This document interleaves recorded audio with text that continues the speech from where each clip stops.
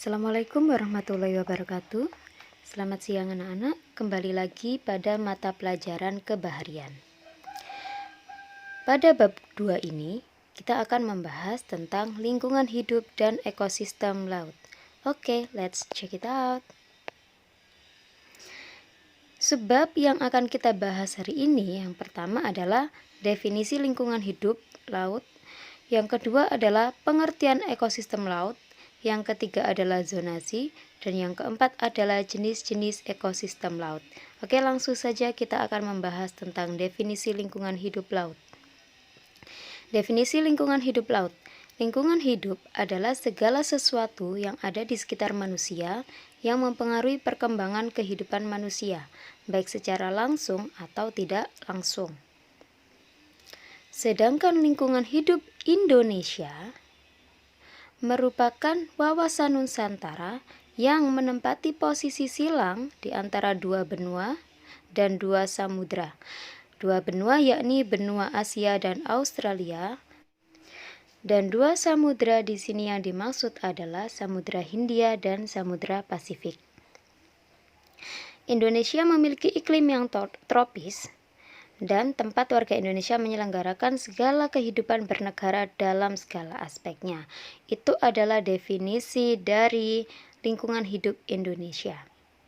Sedangkan lingkungan hidup laut maknanya adalah lingkungan hidup yang adanya di laut. Oke, lanjut. Unsur-unsur dari lingkungan hidup ada 3 jenis, yakni unsur hayati atau unsur biotik, unsur fisik atau unsur abiotik, dan unsur sosial budaya.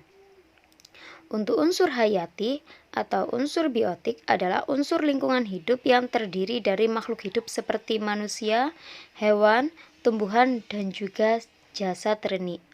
Sedangkan unsur fisik abiotik adalah unsur-unsur lingkungan hidup yang terdiri dari benda-benda tidak hidup seperti tanah, air, udara, iklim, dan lain-lain. Unsur-unsur abiotik ini mungkin kehadirannya kurang kita sadari, tapi ini benar-benar sangat bermanfaat untuk kelangsungan hidup para unsur biotik. Dan yang terakhir yakni unsur sosial budaya. Lingkungan sosial dan budaya yang dibuat manusia yang merupakan sistem, nilai, gagasan, dan keyakinan dalam perilaku sebagai makhluk sosial. Itu adalah unsur sosial budaya. Selanjutnya adalah pengertian ekosistem laut. Ekosistem laut adalah tatanan unsur lingkungan hidup yang merupakan kesatuan utuh menyeluruh dan saling mempengaruhi dalam membentuk keseimbangan, stabilitas, dan produktivitas lingkungan hidup. Jadi di sini mereka saling berkesinambungan dalam mempengaruhi tatanan unsur lingkungan hidup.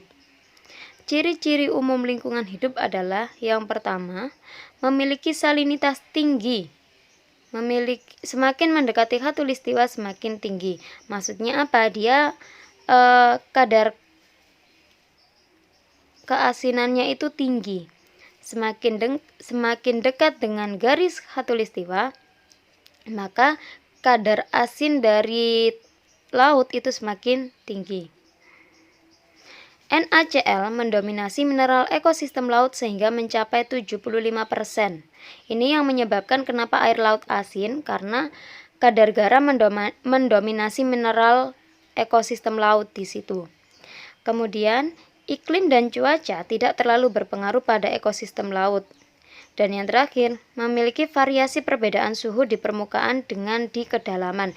Jadi antara permukaan air laut dengan kedalaman laut, pada laut yang dalam itu memiliki suhu yang berbeda. Biasanya pada permukaan laut itu suhunya lebih hangat daripada bagian laut yang dalam. Ini ada sekilas info. Ekosistem laut juga berperan penting bagi kehidupan di darat. Contohnya adalah 50% oksigen yang dihisap organisme darat seperti kita dan para hewan berasal dari fitoplankton di lautan. Fitoplankton adalah plankton yang bisa menghasilkan oksigen atau plankton yang berperan sebagai tumbuhan.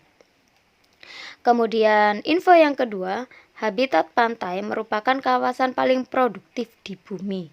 Dan yang terakhir adalah ekosistem terumbu karang menyediakan sumber makanan dan tempat berlindung bagi beberapa jenis organisme di lautan. Masih banyak sekali info yang bisa kalian dapatkan. Jika kalian penasaran, silakan cek di Google. Kemudian, selanjutnya kita akan membahas tentang zonasi. Laut merupakan wilayah yang sangat luas, lebih kurang 2/3 dari wilayah bumi. Wilayah bumi yang segitu luasnya, 2/3-nya itu berupa lautan. Wilayah ekosistem laut sangat terbuka, sehingga pengaruh cahaya matahari sangat besar. Daya tembus cahaya matahari ke laut terbatas, sehingga ekosistem laut terdiri atas 3 daerah yang dibagi berdasarkan intensitas cahaya yang masuk ke laut. Daerah pertama yakni daerah aviotik. Daerah aviotik adalah daerah laut yang gelap gulita. Di situ hampir tidak ada cahaya yang bisa masuk karena saking dalamnya. Kemudian daerah yang kedua adalah daerah disfotik. Daerah disfotik ini adalah daerah laut yang mendapatkan cahaya dengan intensitasnya kecil. Dia berada pada bagian laut yang cukup dalam, tapi tidak sedalam daerah aviotik, sehingga dia masih bisa mendapatkan cahaya meskipun tidak banyak. Dan yang terakhir adalah daerah fotik. Daerah fotik ini adalah daerah laut yang masih dapat menembus cahaya matahari. Biasanya daerah fotik ini berada pada permukaan air laut dan pada kedalaman tertentu saja.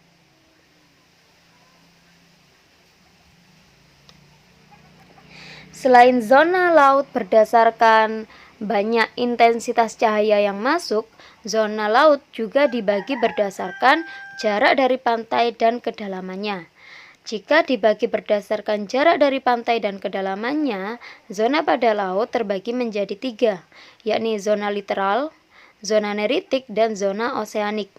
Untuk zona literal adalah wilayah laut yang berhadapan langsung dengan daratan. Pada zona ini, radiasi matahari, salinitas, dan juga variasi temperatur memiliki pengaruh yang berarti.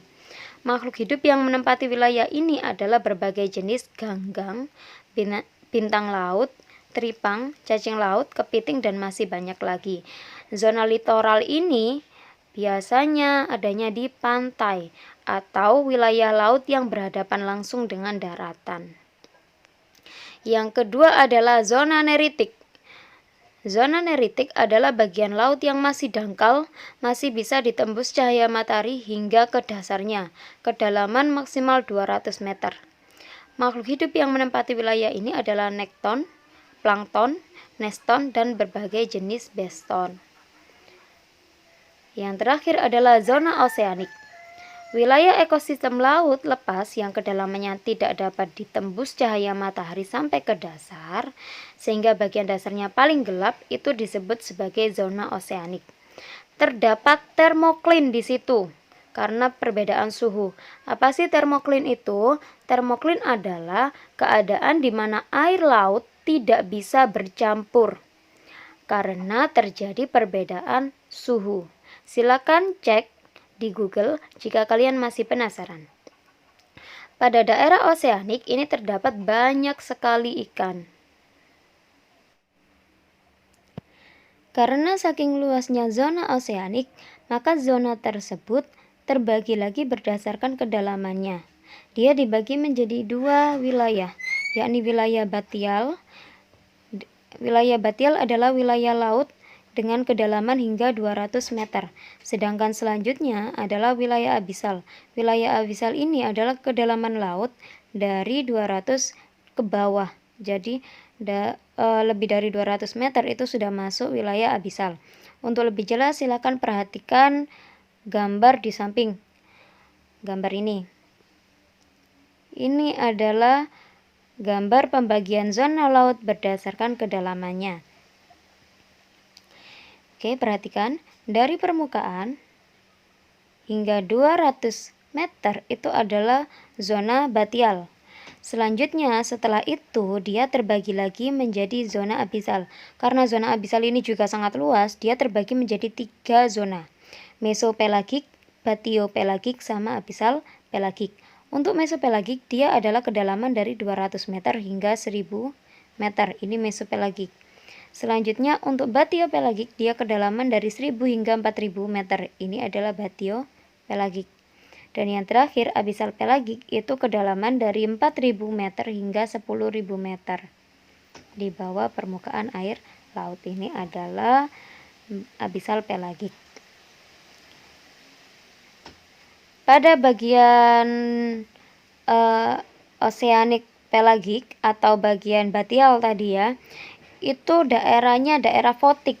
Artinya di situ intensitas cahaya yang masuk itu sangat besar hingga sampai ke dasarnya, sampai ke sini cahaya yang masuk. Mesopelagik dan batiopelagik dia masuk dalam daerah disfotik. Artinya di situ masih ada cahaya, namun intensitasnya sangat kecil. Dan yang terakhir pada daerah abisal pelagik yang kedalamannya 4000 hingga 10.000 meter, itu dia masuk dalam daerah afotik. Ya, ini daerah yang tidak ada intensitas cahaya yang masuk di situ. Dan yang terakhir adalah jenis-jenis ekosistem laut. Ekosistem laut adalah ekosistem yang sangat beraneka ragam. Berikut adalah macam-macam ekosistem laut. Yang pertama adalah ekosistem laut dalam. Ekosistem laut dalam adalah ekosistem laut yang terdapat pada daerah laut yang paling dalam atau palung laut. Ekosistem ini tidak dapat ditembus oleh cahaya matahari. Organisme yang hidup di ekosistem ini adalah predator dan ikan yang dapat memancarkan cahayanya sendiri. Kemudian ekosistem yang kedua adalah ekosistem terumbu karang. Ekosistem ini terdapat di laut dangkal yang jernih. Banyak organisme yang hidup di ekosistem ini, antara lain adalah terumbu karang, hewan spons, moluska, bintang laut, ikan, dan juga ganggang. Ekosistem terumbu karang ini mempunyai manfaat yang beraneka ragam. Untuk manfaatnya silakan kalian search di Google. Kemudian yang ketiga adalah ekosistem estuari. Ekosistem ini berada di daerah pencampuran air laut dengan air sungai atau yang lebih kita kenal dengan air payau. Di ekosistem estuari ini terdapat ekosistem yang khas, yakni ekosistem padang lamun dan ekosistem hutan mangrove. Yang keempat adalah ekosistem pantai pasir. Ekosistem pantai pasir merupakan ekosistem yang berada di pesisir pantai dengan hamparan pasir. Tempat ini selalu terkena deburan ombak dan cahaya matahari yang kuat pada siang harinya. Dan yang kelima adalah ekosistem pantai batu. Ekosistem pantai batu ini merupakan ekosistem yang memiliki banyak bongkahan batu yang besar maupun kecil. Banyak organisme yang hidup di ekosistem ini, seperti ganggang coklat, kepiting, kerang, siput, dan juga burung laut dan yang lain-lain. Oke, terima kasih. Sekian untuk materi hari ini. Jangan lupa kerjakan tugas kalian dengan baik. Assalamualaikum warahmatullahi wabarakatuh. Sampai jumpa.